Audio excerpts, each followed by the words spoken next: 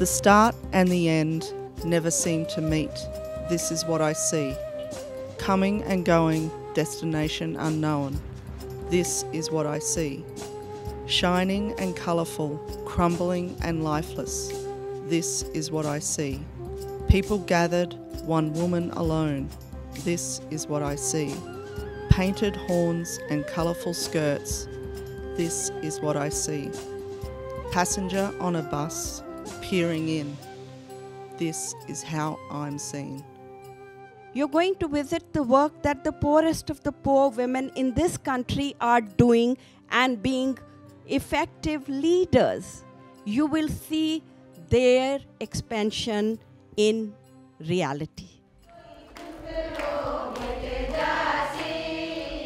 We went to a training centre, and the first activity this group of women were involved in was, on the count of three, they all had to run to collect the beans. It wasn't a matter of jumping in, taking it all, and greed was not going to be the solution. It was having a collective view, taking a group approach and trying to come to the best solution.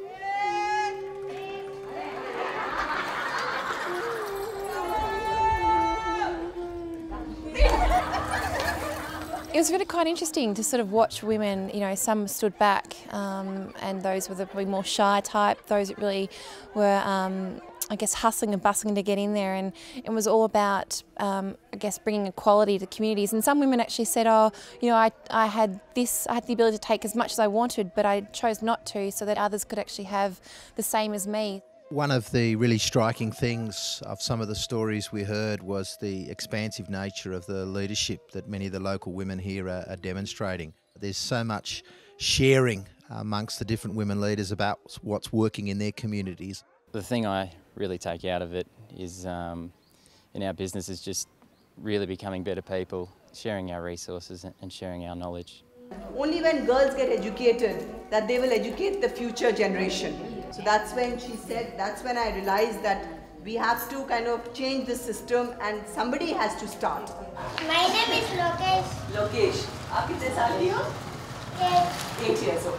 They're fully accepting that there's huge amounts of obstacles that are going to get in the way, but just the resilience and get up and go and never look back. They just keep ploughing forward all the time, and it was incredible to know that no obstacle was too big.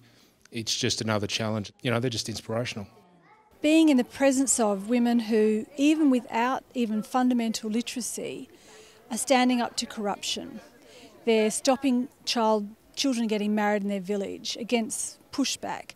They're getting electricity put into their villages. They're getting water. So basically work the system, continue to write petitions.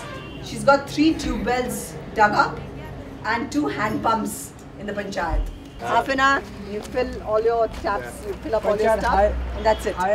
They become leaders because they had obstacles, and I realized no, they became leaders because they instantly transformed themselves from doers to becoming the owners of what needs to happen in a village in order to get rid of hunger, poverty and misery. Each and every one of us has the opportunity and the availability to do something to improve our environment. She's also a ward member. Her name is Tulsi. She's saying that Tulsi, she did a lot of work for us, for there in the village, housing schemes. So this is now the government allocated house. The biggest inspiration for me was how people that we might perceive to be living in such difficult conditions can still find opportunity. She's an EWR, she's young, 28 years old, she has 3 kids. She took us into her hut. It's this mud thatched house, very, very small. The mother-in-law's husband made the house. So there's a family of 6 who have half the shed that they sleep in, and the goats sleep in the other half.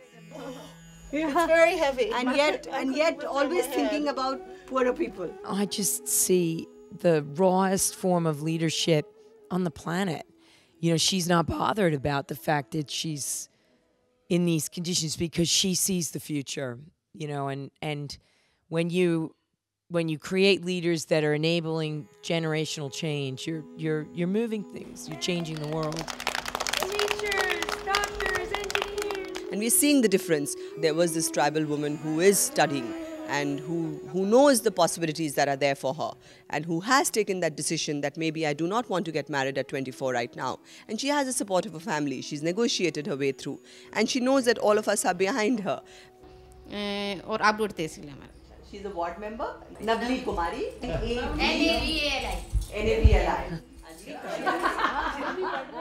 The power that Navali had was knowledge, and she gave that knowledge away because what she did was she studied at night at home.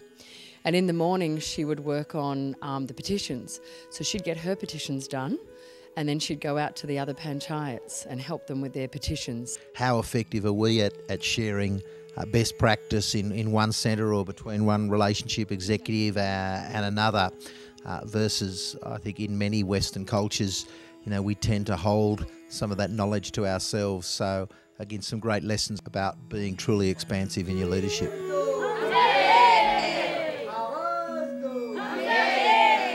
It's interesting when we all talk about a common vision, but we think about individuals achieving the common vision. It has to be owned by everybody and achieved by everybody. One woman used the analogy of it's easy to break one pen, but when you have a bunch of 5, it's almost impossible. As a single person, she said, I don't know how much I could have achieved, but as a collective, anything is possible. They really support each other in what they do, and they really come together and they use the federation and the framework to really get the basic needs. I guess you can translate into the business world that you could try and tackle things by yourself, or you could actually ask for help. And that's something that as a good leader you need to do. We're all people, we're all humans. We live in this one beautiful planet and essentially we all want the same sort of things. And so this really brings together unlikely leaders from everywhere who can make a change in their organisation, be that a company or a village.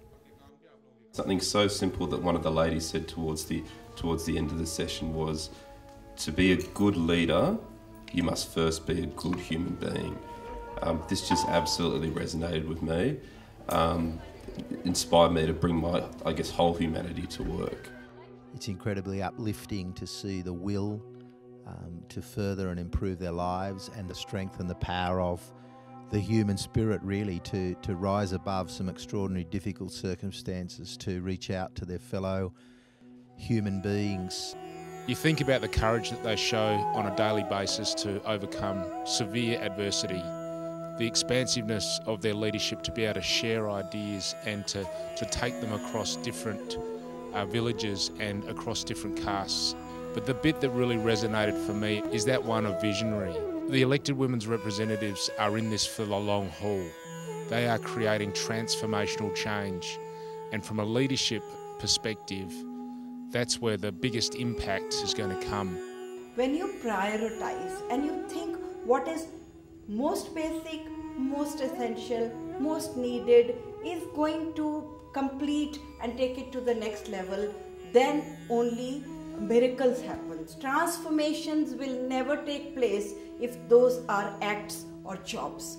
Transformations will only take place when what you do becomes who you are.